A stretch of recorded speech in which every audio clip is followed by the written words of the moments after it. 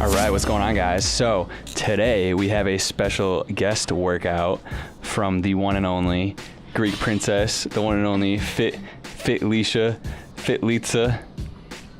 Hi guys, it's Felica, obviously. So, like 10 weeks ago, we started a new training cycle for Felica. She had just finished up doing her WWFF bikini show. So, can you tell us a little bit about, doing the show and like, what's it like training for a show and everything? Okay, so my prep was a 16-week prep, and as you diet down and you get leaner and lose weight, you kind of lose a little bit of strength and muscle along the way. So my main concern after my show was to get all of that back. So we started a volume cycle so that I can get stronger and hopefully hit some new PRs this week. So like with this new training cycle, like you're focusing, mainly on the big three movements like squat, bench, and deadlift, because possibly down the road you want to do a powerlifting meet, maybe. Yeah. So I was kind of into powerlifting before doing bikini competitions, and I love both, but I think that my time has come with bikini competitions, and definitely thinking about doing a powerlifting meet sometime in the future, hopefully. Yeah. So this Hammy day, Hammy and Glute, is like more of a accessory day. Normally you would be deadlifting on this day, but since we've reached 10 weeks in the training cycle, week 10 is more of a deload week, and then take a few days off, and then we'll probably retest like all of your maxes and everything. Yeah. So not deadlifting on this day, but we did throw in a few good hammy and glute movements, like this split squat. So like a little different angle on the split squat. Like normally you would use like the Smith machine and put the bar on your back, but for today we decided to go with a barbell, like holding a barbell down at the sides, and it kind of changes like how it feels a little bit. So yeah, so normally when I do split squats with a barbell on my back, I tend to feel it in my quad of my back leg for some reason, but this is my first time trying it this way, and I definitely felt it more in my hammies and glutes, and putting my toes on the plate put more emphasis on driving through my heels, so that helped me not feel it in my quad as much. Yeah, so we just threw like a 5-pound plate underneath your front foot there, and it just helps you drive through, think about driving through your heel, and really squeezing your glutes and your hamstrings.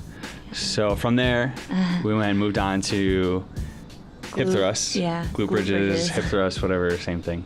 But a little variation here, thrown on the hip circle. You feel it more in your glutes? Yeah, so I honestly don't like doing these that much, but I think they're an essential super movement. Effective. Yeah, so I just do them. But putting the hip circle on, I guess, helps me to keep my knees out more, and it definitely makes you feel more of a burn after than it does without it. Okay, and so these are I guess a variation of glute bridges that I tried with my coach one day, George. Shout out to G-Kit, follow him on Instagram, he's awesome.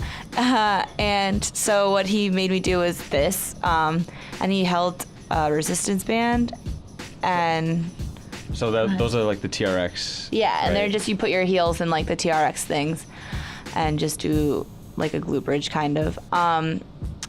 These burn a lot. I actually feel them more like this than I did with the barbell. And then you'll see at the end I hold it for 10 seconds, but by that point it's super hard to even keep your hips up. I guess if you wanted to set this up without having a partner or something, you could probably just attach the band to a plate or a dumbbell or kettlebell or something and do them that way. Yeah. Oh yeah, those were good. I tried those. They're pretty experimental, so you have to play around with it. But these are something I found from Julian Smith, and they are awesome. Just a different variation on like a hamstring curl. So set up, you're gonna grab a dumbbell, pretty light, and set it up so you can grab it with your feet, and you're gonna be on the decline bench. And basically what we did with these was like 5-second negatives. Yeah.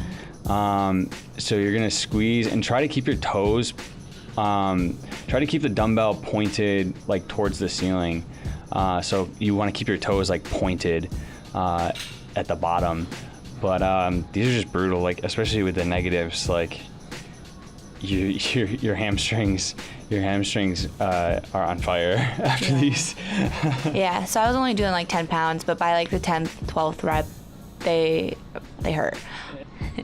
So one thing with these, you're seeing Felicia do them here. She's not like going all the way up, and that's because once you get to 90 degrees with the dumbbell, there's no tension. You've lost tension on your hamstrings. So she's going all the way down, definitely, but not coming all the way up. And one other thing with these is you want to make sure you're keeping your hips, don't let your hips ride, up.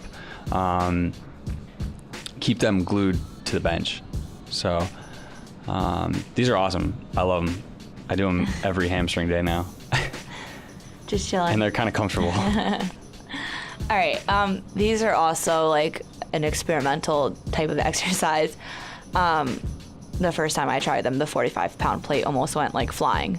So we added another one. But these, I saw George's sister-in-law, Maria Kit, do them, and she put out a video on Instagram. So I tried them.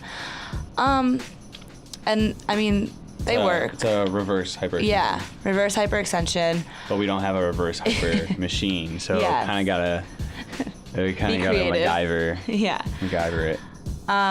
So these, I just try to bring my legs up as far as I can, and I squeeze my butt and my hammies and stuff. But these work. They burn. So even though it's not ideal, it works.